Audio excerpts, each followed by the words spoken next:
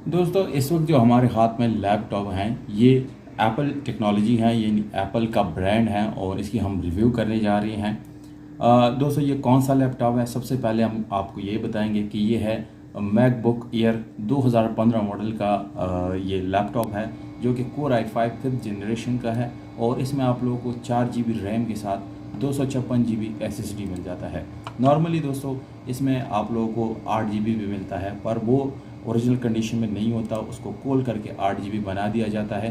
पर company fitted या company की तरफ से जो ओरिजिनल पाम में आता है वो सिर्फ 4 GB 256 GB वर्जन जो है वो आता है। तो हमारे पास अभी जो हाथ में लैपटॉप हैं ये बिल्कुल ओरिजिनल वर्जन वाली लैपटॉप हैं और आप अगर इसमें 8 GB रैम इंस्टॉल करवाना चाहते हैं तो बिल्कुल वो भी कर सकते हैं। ये इसके लिए आपको जस्ट ये खोलना पड़ेगा। दोस्तों इसमें जो बैटरी है वो लिथियम की है। अगर आप छोटे मोटे यूट्यूबर तो मैं नहीं कह सकता, बहरहाल काफ़ी अच्छी अगर आप यूट्यूबर हैं और अच्छी एडिटिंग करते हैं तो मेरे ख्याल से ये आपके काम आ सकता है, क्योंकि इसमें प्ले स्टोर मौजूद है और प्ले स्टोर में आप CapCut, final cut, KineMaster की लेटेस्ट वर्जन इंस्टॉल कर सकते हैं और ये वर्जन आपको काफ़ी अच्छी 4K तक आपको रेजोल्यूशन देता है। इसकी जो स्क्रीन रेजोल्यूशन है दोस्तों वो है 1080 बाई 900। आई थिंक 1080 से ज़्यादा है, बहरहाल आप लोग इसको चेक भी कर सकते हैं। तो इसकी जो स्क्रीन रेजोल्यूशन है वो मैं बता चुका हूँ। अब इसका जो साइज़ है स्क्रीन का वो है, आप लोगों को मैं स्क्रीन दिखाता हूँ। ये 13.3 इंचेस इसकी जो है ये इसका साइज़ है दोस्तों। और ये HD डिस्प्ले नहीं है, ये जस्ट यानी नॉर्मल डिस्प्ले है, जिसको यानी आप HD कह सकते हैं। बहरहाल ये क्लासिक HD डिस्प्ले है, यानी अब हाई रेजोल्यूशन वाली डिस्प्ले नहीं है, नॉर्मल डिस्प्ले है, जिसकी वजह से थोड़े से कुछ लोग इसको पसंद भी नहीं करते। बहरहाल अगर इसके अंदर उन्होंने यानी फुल HD डिस्प्ले, सॉरी मैं फुल HD बोल गया था दोस्तों, ये फुल HD डिस्प्ले नहीं है, ये सिर्फ HD डिस्प्ले है, जिसकी वजह से कुछ लोग अभी तक इसको पसंद भी नहीं करते। तो मेरे ख्याल से इसमें फुल HD डिस्प्ले देना चाहिए था और ये चीज़ इसकी डिमांड में बहुत ज़्यादा इजाफा कर सकता था। बहरहाल इसके अंदर HD डिस्प्ले आपको मिलता है जिसकी कलर्स यानी फुल HD की निस्बत थोड़ी सी आपको कम मिलते हैं। बहरहाल आपको फील ये चीज़ होगी नहीं है, यानी आपको ये फील नहीं होगा कि ये HD है या नहीं है, यानी काफ़ी अच्छी डिस्प्ले है। आप लोगों को पता है कि एप्पल अपने प्रोडक्ट्स बहुत अच्छे बनाते हैं। तो ओवरऑल इसकी जो डिस्प्ले है वो 13.3 इंचेस है, काफ़ी खूबसूरत है। मूवीज़ वगैरह के लिए भी ये बेस्ट है, फिल्में वगैरह। ग्राफिक वालों के लिए मैं ये रिकमेंड करूँगा कि अगर आप इनिशियल स्टेज में हैं, आप स्टार्टिंग में हैं, तो आप ये ख़रीदें। अब दोस्तों इसकी मैं बाकी चीज़ों की यानी ओवरऑल जो फिज़िकल इसकी लुक है और वो भी आप लोगों को दिखाऊंगा, पर इसकी प्राइस सबसे ज़्यादा ज़रूरी है दोस्तों। पाकिस्तान में इसकी जो प्राइस है, जो वर्जन मेरे हाथ में है, इसका प्राइस आपको नॉर्मली 60,000 तक यानी ये हो सकता है 50,000 से लेके आप 60,000 रुपये तक बिल्कुल क्लीन 10x10 कंडीशन में आप ले सकते हैं। अब अगर आप 128/4 GB का लेंगे तो वो शायद आपको 45 से 50 या 40 से 45-50 तक आपको मिल सकता है। और इसके अंदर लिथियम बैटरी होती हैं, कम से कम 4 से 5-6 घंटे आपको ये बैकअप देता है, बहुत ज़बरदस्त बैकअप देता है। तो बैकअप के हिसाब से भी, और दूसरा ये बहुत ज़्यादा स्लिम है, बहुत ज़्यादा ये स्लिम है, आप कैरी करने में आपको बिल्कुल इशू नहीं होगा। आप लॉन्ग डिस्टेंस पे जाएँ, शॉर्ट पे जाएँ। इसका वेट भी बहुत ज़्यादा कम है दोस्तों। आप इसकी 360 ये देख सकते हैं, काफ़ी खूबसूरत ये लैपटॉप है दोस्तों।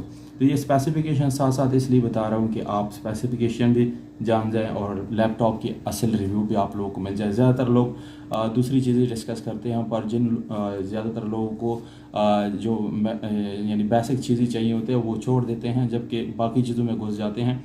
तो मैंने यहाँ पर आप लोगों को डिस्प्ले के बारे में बता दिया, कोर बाकी सारी चीज़ें बता दी। 4 GB 256 GB और वर्जन जो है यानी 2015 का मॉडल है दोस्तों। इसकी राइट साइड पे आप लोगों को ये जो है यानी SD कार्ड स्लॉट मिल जाता है। ये आपको USB पोर्ट यहाँ पर मिल जाती है। यहाँ पर मैंने माउस के लिए ये माउंट लगाया हुआ है, बाहर ये मैं रिमूव कर देता हूँ ताकि आप लोगों को देख सके। ये आपको USB स्लॉट मिल जाता है, टोटल 2 इसके अंदर मौजूद है। ये थंडरबोल्ट है, TV वगैरह के लिए इस्तेमाल होता है। तो ये वाली साइड जो है ये मैंने आप लोगों को क्लियर कर दी। भी दूसरी साइड पे आते हैं, लेफ़्ट साइड पे। तो लेफ़्ट साइड में आपको यहाँ पर ये जो है चार्जिंग बेस मिलता है यहाँ से चार्ज होता है। तो ये बहुत ज़बरदस्त इसका सिस्टम है दोस्तों। जैसे आप इसके करीब लाएंगे ये खुद ही टच होता है और लाइट खुद ही ऑन हो जाता है। तब आपको पता लग जाता है कि हाँ ये चार्जिंग शुरू हुई, और वो प्रेस करना या घुसाना वगैरह नहीं पड़ता, क्योंकि आपको पता है कि एप्पल अपनी चीज़ों को बहुत बेहतर बनाता है, बहुत मज़े की चीज़ें बनाता है। तो इन्होंने इसके ऊपर भी काफ़ी ज़्यादा मेहनत की है। यहाँ पर एक अदद आप लोगों को USB पोर्ट मिल जाता है, जबकि उसके साथ 3.5 mm ऑडियो जैक मिलता है, उसके साथ ऑडियो सेंसर मिलता है दोस्तों। तो ये तो इसकी स्पेसिफिकेशन फिजिकली मैंने आप लोगों को दिखा दी। बैक से ये ब्लैक आप लोगों को नज़र आएगा, ये काफ़ी खूबसूरत मज़े का ये लुक देता है। फ्रंट की तरफ आएंगे तो यहाँ पर आपको एक नोच मिलता है, यानी अगर आप लोग लैपटॉप यूज़ करते हैं और आपके हाथ में फ़ोन है या कुछ भी है तो आपको फ़ोन रखने की ज़रूरत नहीं पड़ेगी, बल्कि एक ही हाथ से आप इस नोच को यूज़ करके लैपटॉप को खोल सकते हैं।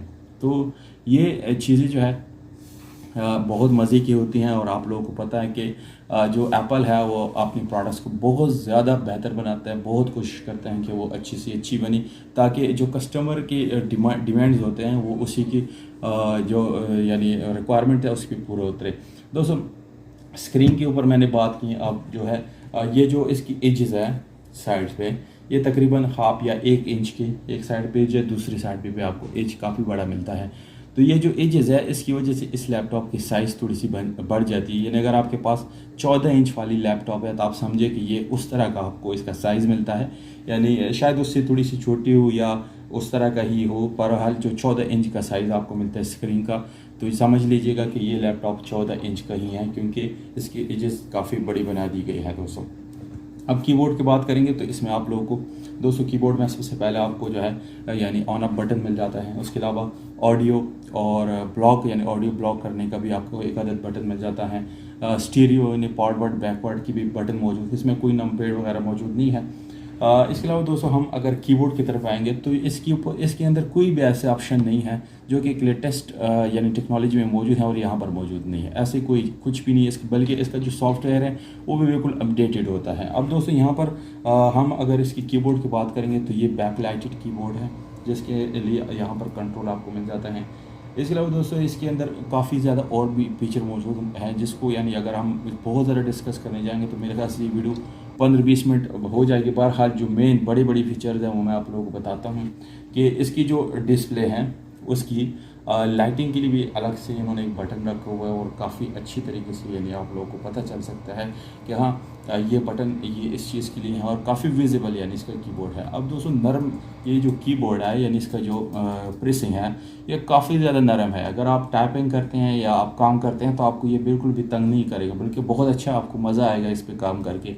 तो ये उसके लिए भी काफ़ी बेस्ट है। दूसरा टाइपिंग के लिए ये बेस्ट है, यानी अगर आप दो हैंड से दोनों हाथों से आप ऐसे यानी आप जो है यानी सपोज़ टाइपिंग करते हैं या कोई काम करते हैं तो काम के दौरान आपको तंग होना नहीं पड़ेगा, बल्कि ये दोनों हाथ इसके ऊपर काफ़ी अच्छी से इजीली से एडजस्ट हो जाते हैं।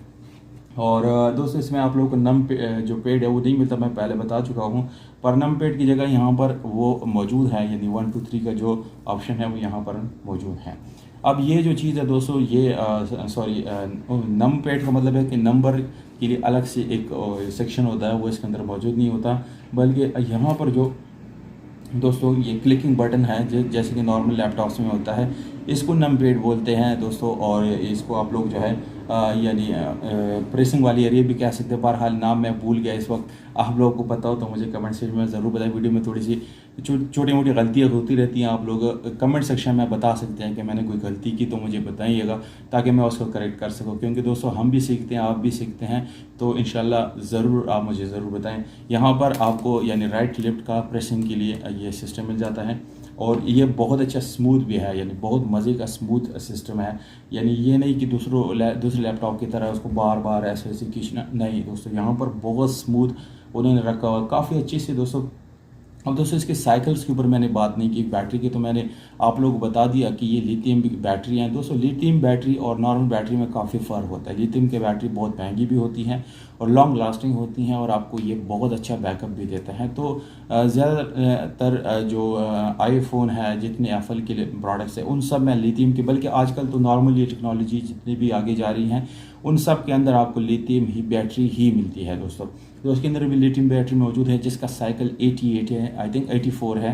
नॉर्मली इसके जो टोटल साइकिल्स होते हैं वो 2000 होते हैं। अगर आप लैपटॉप लेने जाते हैं तो उसकी साइकिल जो है वो ज़रूर चेक करें, इसका मॉडल चेक करें कि 2015 है, 16, 17, तो उस हिसाब से उसकी प्राइस लगाएं। अगर इसका सपोज़ 1000 इसकी बैटरी साइकिल है, इसका मतलब है कि बैटरी आधी जा चुकी है, ख़त्म है। पर इस लैपटॉप की अगर मैं बात करूँ तो इसकी बैटरी साइकिल 88 है, यानी 88 है। इसका मतलब है बिल्कुल न्यू बैटरी है, ख़राब नहीं है और आप कई सालों तक इसको या महीनों तक इसको इस्तेमाल में ला सकते हैं। तो ये चीज़ आपने ज़रूर चेक करना होता है। इस वीडियो का मकसद ही ये है कि अगर आप नए हैं या आपको पता नहीं है तो वो चीज़ें आप जान सकें। दूसरी एक और बात मैं बताना भूल गया दोस्तों कि आप जब भी लैपटॉप लेते हैं आप सिर्फ कोर के ऊपर यानी कॉन्सेंट्रेट करते हैं, पर आपने सिर्फ कोर के ऊपर कॉन्सेंट्रेट नहीं करना बल्कि आपने उसकी जनरेशन देखना है। क्योंकि अगर आप कोर आई 10 जनरेशन का लैपटॉप आप जो है कोर आई 7 का 5th जनरेशन के साथ कंपेयर करेंगे तो वो उसका यानी मुकाबला नहीं कर सकता, बल्कि जिसका जनरेशन ज़्यादा होगा सिर्फ और सिर्फ वही लैपटॉप जो है आपका जो है यानी लेटेस्ट वर्जन आपका इंस्टॉल करके दे सकता है। विंडो 11, 12 या 10 विंडो आपको इंस्टॉल करके दे सकते हो। जितना जनरेशन अच्छा होगा उतना आपका लैपटॉप जो है वो लेटेस्ट होगा। आप कोर पे इतना डिपेंड ना करें। और दूसरा, आपने कैसे पहचानना है कि ये कितनी कोर है, ज़्यादातर लोगों को ये चीज़ भी पता नहीं होता दोस्तों। सपोज़ करें आप जब अपने प्रॉपर्टी में जाते हैं लैपटॉप के तो वहाँ पर लिखा होता है कोर i5 और उसके आगे कुछ हिंट से आपको मिलते हैं, यानी ये नहीं लिखा होता है कि 5th जनरेशन का है या 6 का या 7 का, कोई भी ऐसे कुछ वर्ड नहीं लिखा होता है। तो वहाँ पर आपने सिंपली ये करना है कि जो कोर i5 या कोर i3 जो उन्होंने पहले वर्ड लिखा होता है उसके आगे जितने हिंस हैं वो 100 में नहीं होंगे, यानी वो हज़ारों में होंगे, 1000, 2000, 3000 या 1450 या 5340 इस तरह। तो वो जितने हज़ार में हुई उतना उसका जनरेशन है। अगर 7250 है इसका मतलब है कि ये लैपटॉप 7 जनरेशन का है। तो इस तरह आपने ये पहचानना है। बहरहाल दोस्तों, एक बड़ी सी वीडियो थी जो बहुत इन्फॉर्मेटिव थी। अगर आपको लगा कि ये वीडियो इन्फॉर्मेटिव है तो मुझे कमेंट सेक्शन में ज़रूर दें। वीडियो को लाइक करें और चैनल को सब्सक्राइब ज़रूर करें। बहुत शुक्रिया, अपना ख्याल रखिएगा।